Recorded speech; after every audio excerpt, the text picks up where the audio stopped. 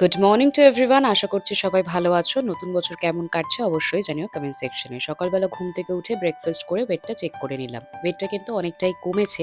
তারপরে কলেজে আসার পথে দেখা হয়ে গেল ওই ছোট্ট ক্ষুদে সদস্যদের সঙ্গে। ওদের সঙ্গে দেখা না হলে না দিনটা কেমন ভালো যায় না।